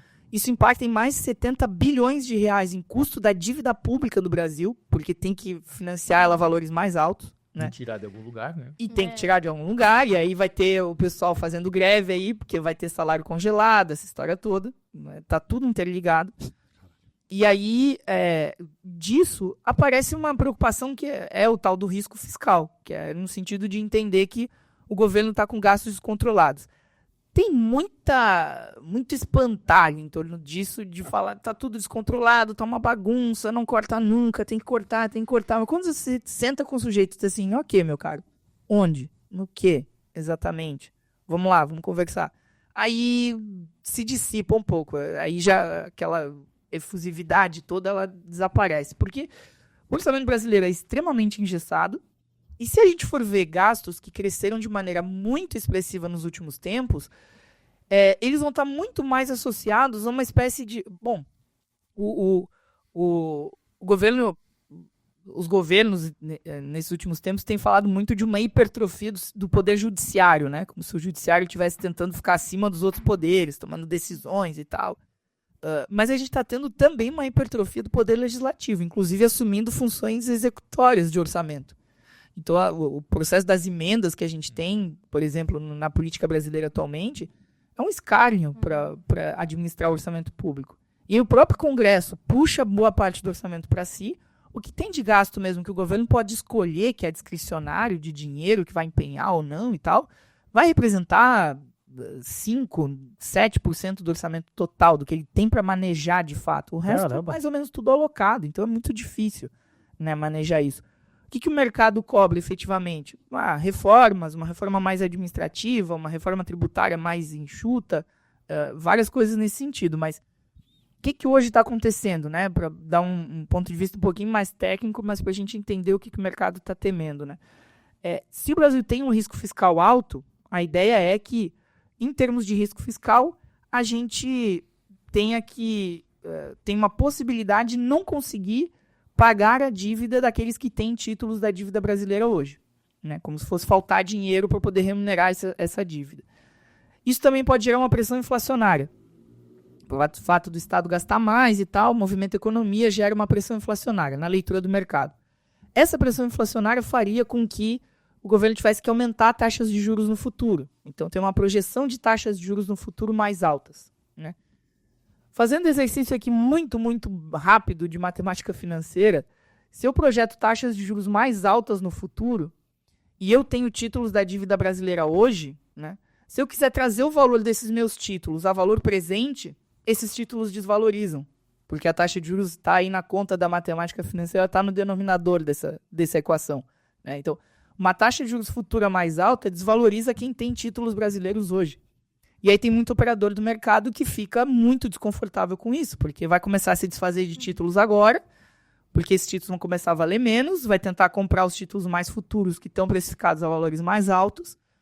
E nisso, muitos operadores podem não ser brasileiros, por exemplo, e dentro dessa bagunça toda, preferem, por exemplo, tentar especular em outra moeda, vão para outro lugar e vão pressionar o governo para tentar adotar medidas mais restritivas e vão fazer esse jogo, né? Operações de alguns operadores aí, a gente está falando do BTG e tal, o BTG está muito envolvido com isso também, tem muita operação cambial, tem muita coisa pesada com grandes empresas e tal, então ela vai, me parece, né, ela vai estendendo tentáculos no comércio exterior também porque tem esse cenário especulativo e da moeda, né, envolvendo vários desses aspectos. E aí, isso hoje é um dos principais elementos que tem feito o dólar se valorizar tanto, né? E nessa linha, se a gente pega o cenário atual, é interessante observar que, por especulação, por força desses operadores de mercado, o dólar tem tido uma disparada extraordinária e a gente tem os maiores fluxos em termos absolutos de capitais saindo do país, né? Por outro lado, saiu um relatório, deve fazer mais ou menos um mês, da OCDE, que pega vários países da OCDE e outros países acessórios. O Brasil é o segundo país que mais recebeu investimento estrangeiro direto da OCDE nesse ano. Tem um sistema novo pra gente consultar isso, né? Tipo o Comex Stat, esqueci o nome agora. Cara, até coloquei no follow do Comex isso, dá pra ver lá, cara, é muita grana que entra aqui, cara. E isso é curioso, porque o investidor especulativo, ele tá indo embora porque ele não confia. E esse investidor que que é mais produtivo, que bota o dinheiro para longo prazo, ele está aparentemente confortável com os rumos da economia brasileira. Mas nesse paradoxo tem mais dinheiro saindo do que entrando, e o dólar, de fato, vai nessa tendência de alta. Que bom, foi uma resposta simples e fácil, é isso aí, perfeito, muito obrigado. É um tema bem fácil, né? Acho que dá pra virar um podcast. Dá, esse dá. Dá pra fazer uma parte ali. Meu Deus do céu. Tá. Tomar aula. Novembro aí tivemos outubro tivemos as greves portuárias e aeroportuárias, que a gente já comentou antes, nos Estados Unidos e parte da Europa, não precisamos falar de novo. Aí em novembro o negócio começa a ficar bacana, né? Tivemos a vitória do Donald Trump, que a gente já comentou bastante. Donald Trump, a gente tá esperando você falar dos aliens em janeiro, por favor. Isso vai ser bacana. Se tiver máquina de transporte, eu vou querer.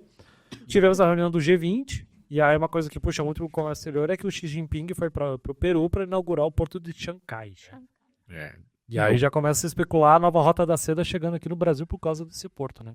O Brasil até agora não quis entrar na nova rota da seda, talvez para não gerar aí muita especulação por parte dos Estados Unidos. O Brasil joga esse jogo. A nova rota da seda que faz parte daquilo que o Daniel falou, que é uma espécie de regionalização das cadeias de fornecimento. Então, elas têm um foco na Ásia, mas elas se estendem para a Europa, para a África, para a América do Sul. E esse porto de Chancai, que daí fica a conexão Chancai-Xangai, né, que é um dos maiores do mundo, aí você pode até olhar aí as especificações técnicas, ele vai atrair toda a logística andina. Então, Chile, Argentina, Equador e Colômbia tendem a convergir para esse porto, que fica um pouco ao norte de Lima. Atualmente, a quantidade de dias de uma exportação para a China, algo em 40 dias... Rota direta, uns 45. Então, parece mais, né? Tipo, na importação tá demorando mais porque os navios estão andando mais devagar no momento. Tipo assim, numa situação onde não temos o Mar Vermelho do jeito que tá hoje, seria 45 dias, 40... Uma rota direta. E nos bons tempos tinha 35 dias, as rotas diretonas, assim, boa, né? Mas hoje tá 60, assim. Então vamos jogar os 40 e 45, dependendo do dia, dependendo a época. Então, isso via Oceano Índico ou via Panamá. Então agora fala-se em 30 dias, ou seja, saindo ali do Peru, seriam reduzidos 15 dias. Né? Claro, e isso pode atrair conexões logísticas do norte do Brasil. Já tem uma rodovia via Acre, que chega passando por Cusco, no litoral peruano. Então há projetos de ferrovia passando pela Bolívia, né, ou mesmo saindo futuras rodovias entrando pelo Chile, pela Argentina, Paraguai, agora já tem uma rota bioceânica que está sendo construída, Santos-Antofagasta, já tem uma ponte sendo inaugurada na divisa do Mato Grosso do Sul com o Paraguai. Então isso tudo mexe com a logística da América do Sul, pode atrair parte das exportações brasileiras, sobretudo do oeste do Brasil, né, da região do agro, para o Pacífico, para ir mais rápido para a China. E isso desperta a atenção do tio Sam, né? Porque um porto nunca é apenas um porto em termos comerciais. Sim. Ele também é um porto para fins militares, se for o caso. Então, os Estados Unidos temem que a China possa querer ir além das trocas comerciais, o que por enquanto ela não tem feito. Mas, de qualquer maneira, pode mexer com toda a logística. Não sei se chegaria ao ponto de mexer com Itajaí e Navegantes, por exemplo, que estamos um pouco mais longe. Paranaguá, Santos, talvez sentiria mais. O norte, alimentos, Maranhão, Pernambuco. Mas eu acho que não iria impactar. Mas tem que ter uma bela de uma ferrovia, né, pra impactar, cara. A questão de infraestrutura interna, né, é complicado. Né? Se tivesse uma bela ferrovia até Xangai, pode ser que impacte, mas tipo, com rodovia hoje eu não sei. É mais Mato Grosso, Rondônia, essa mesma região. Coisa, é a mesma coisa de grãos, eu acho, também. A mesma coisa é a importação da Argentina. Ao invés de marítimo, a gente trazia rodoviário, porque o custo de levar lá da fábrica até o porto, dentro da Argentina, era muito caro. A parte rodoviária. Isso é o mesmo para o Brasil, né? A questão de infraestrutura. Então, era melhor mesmo... A parte do marítimo, o trânsito marítimo ali, ele era muito mais barato. Mas tinha que trazer rodoviário, porque no final das contas, ele ficava mais em conta, porque a parte logística interna da Argentina era muito cara. Então, eu acho que isso assemelha um pouco ali, né? Perfeito. E aí começou... tivemos a aprovação da greve por parte dos auditores fiscais por tempo indeterminado a partir do dia 26 de novembro e tá comendo solto no follow-up do Comex das novidades, que aí tem diversos setores parando. Já tivemos uma confirmação não oficial que a do INPE, que ia começar no dia 12 de janeiro, já vai ficar para o dia 20 de janeiro. As transições que iam começar Então vai ter muito mais atraso em cima disso.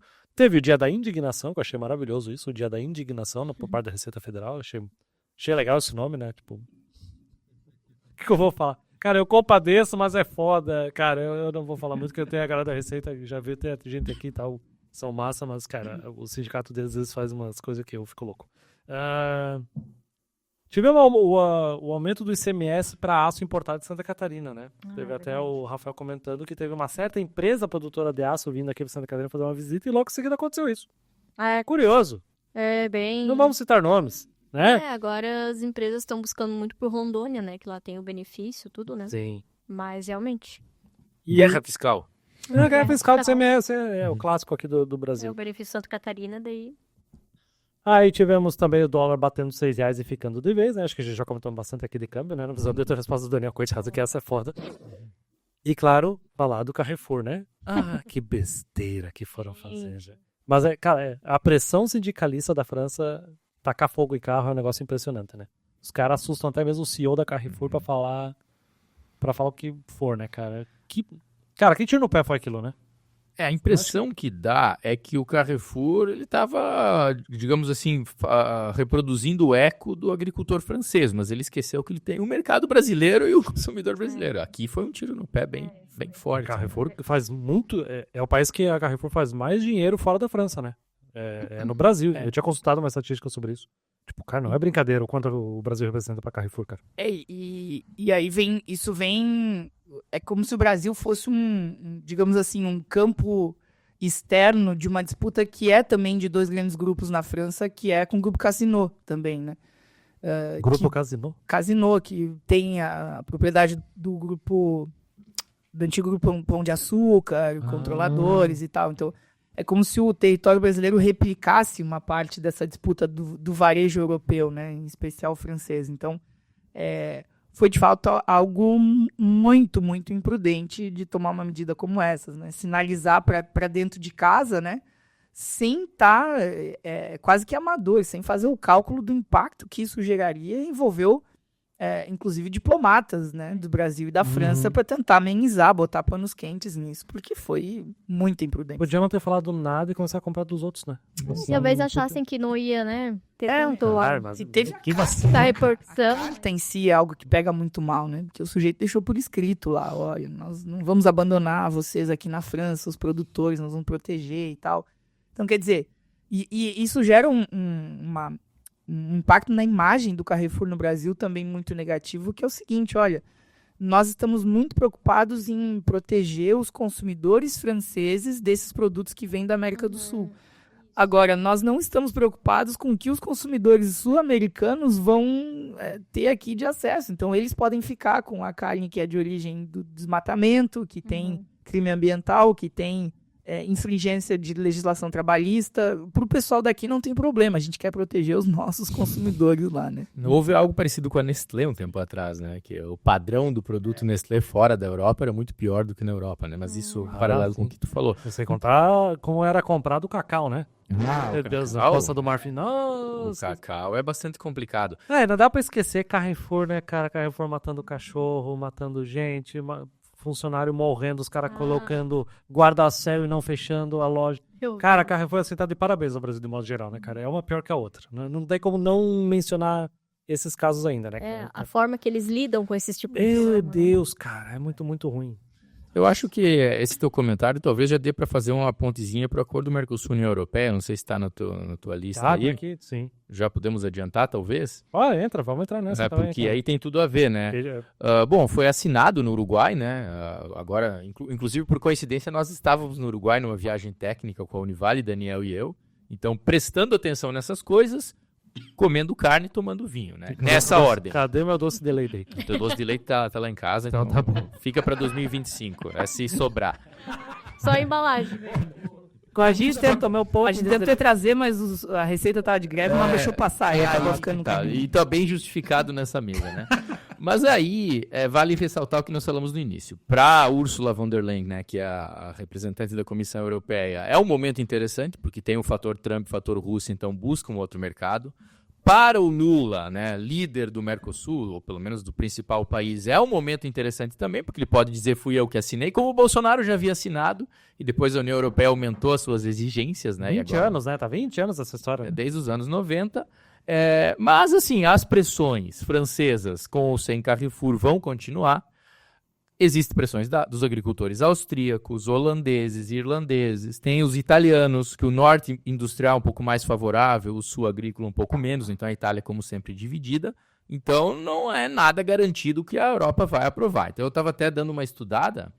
Esse acordo tem que passar pelo Conselho Europeu, aí tem que ter o mínimo de países, eu não lembro o número de cabeça agora, mas tem que ter lá 4 ou 5 países pelo menos, que representam pelo menos 40% da população europeia, mais ou menos, ou seja, não é assim, então tem que ter um número X de países.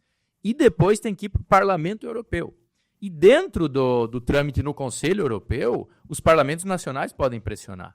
Então, tudo isso, todo esse protecionismo europeu, seja pela via tarifária, não tarifária, pela via da regulação, pela via sanitária, por exemplo, ou exigências de normas trabalhistas, exigências de garantias de que não há desmatamento, enfim, tudo isso que a Europa alega, que é nobre, mas que muitas vezes esconde o protecionismo, vai continuar. Então não há garantias de que esse acordo vai entrar em vigor, as pressões vão continuar. Vamos ver o desdobramento aí, né? Isso é bom pontuar, para também não permitir que o pessoal fique aí fazendo a festa de que já ganhamos a partida antes de que ela termine. Tá, né? mas você tem forças pressionando para esse acordo não fechar na União Europeia, tem forças querendo que feche, né? Tem, principalmente a Alemanha. A Alemanha industrial, o norte da Itália industrial, a Polônia junto com a Alemanha, aí tem alguns outros países, que são os países que não dependem tanto da agricultura, que não tem um lobby agrícola tão forte, que olham para o Mercosul e sabem que os seus produtos finais ou os seus insumos, seja uma máquina alemã, uma peça, um parafuso, seja lá o que for, a Alemanha é muito boa nessas coisas.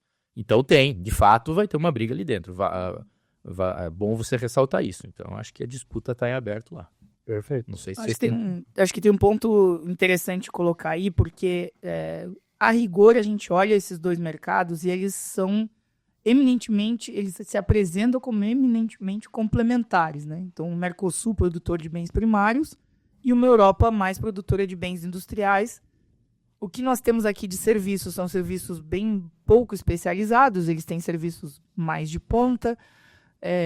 Agora, tem algumas cadeias específicas em que há uma coincidência muito grande, e aí a gente já passou por algumas delas aqui, laticínios, vinhos e algumas bebidas alcoólicas. Aqui a gente teria a cachaça do Brasil e lá eles têm o cunhaque, e principalmente, são produtos que tendem a ter um certo tipo de atrito. E aí, desde a assinatura de 2019 e também na de agora, esses pontos sensíveis eles são sempre empurrados um pouco para frente, né? Então, a ideia é ter uma espécie de quarentena, alguma coisa para ver, para daqui a 8 anos a gente revisa, ou vai gradualmente baixando as tarifas e vai sentindo o termômetro do mercado. Isso aí já num segundo aspecto, né? Considerando eu acho pouco provável também uma aprovação e uma entrada em vigor efetiva do acordo. Mas aí acho que isso bate muito, por exemplo, em cadeias aqui do centro-sul do Brasil, que vão ter alguma especialização maior nessa linha. Então, laticínios, especialmente essas bebidas alcoólicas, e em especial o vinho, são setores em que, de fato, há um choque entre as cadeias de produção dos dois blocos, né? Interessante. Muito bom. Tem muito salmão na Europa. Vai ter sushi mais barato, Fernanda? Será? Dá pra trazer um salmão lá da Europa? Dá tempo? Chega fresco? Não, só aéreo, né? Mas daí é Muito caro. daí é o congelado, aí não. Não é tão bom assim? Não. O que acontece muito é trazer o salmão fresco do Chile. Chile, né? Mas aí, assim, você tem, desde o abatimento até o consumo, são 20 dias, né? Então, às vezes, quando já tá vencendo, o salmão não foi vendido, não foi consumido, é obrigado a congelar. Muito bem. Então, isso pra empresa é um... Ficou claro que eu tô com fome, né? Essa pergunta aleatória no tema, né? Ficou claro que... Faz isso uns 40 minutos.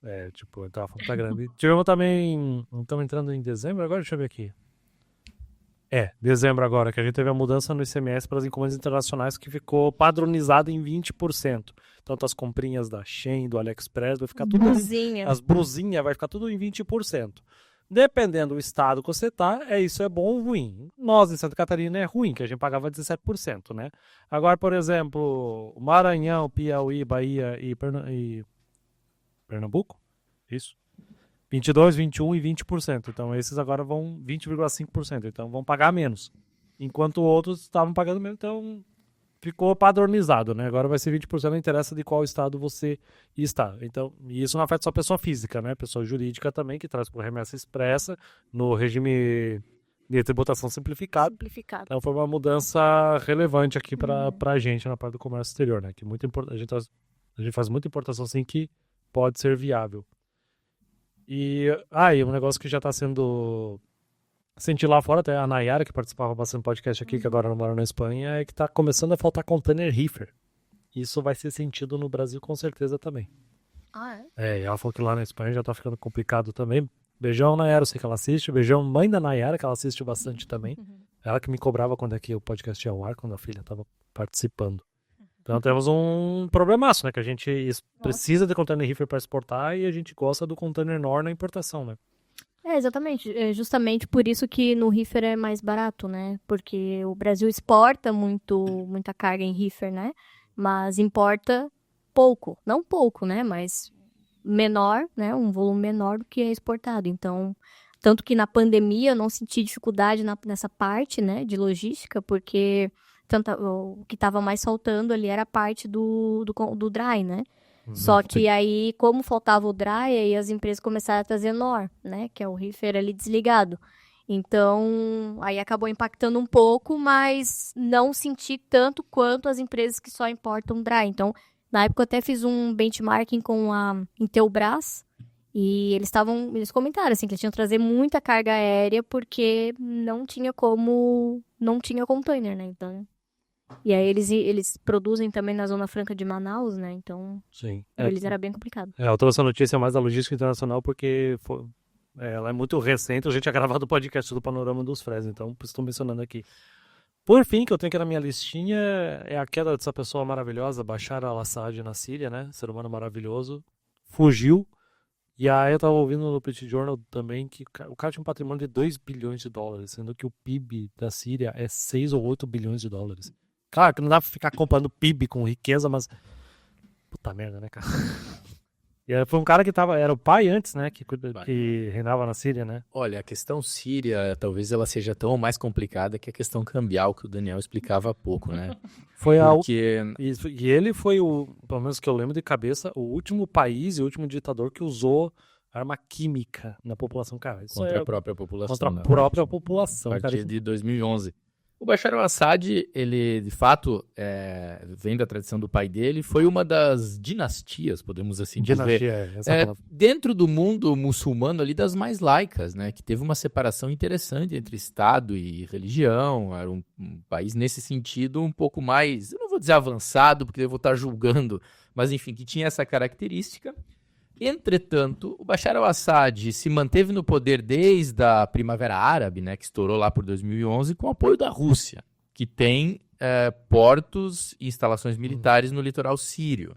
E ele também tinha apoio do Irã e era ligado ao Hezbollah, né? Então, esse chamado eixo da resistência contra Israel, ele fazia parte disso. Então, a derrubada do Bashar al-Assad, um tanto acelerada e pegando os analistas de surpresa, ou pelo menos nós aqui, que não participamos da inteligência de nenhum país sendo pegos de surpresa, ela é uma vitória dos Estados Unidos e de Israel.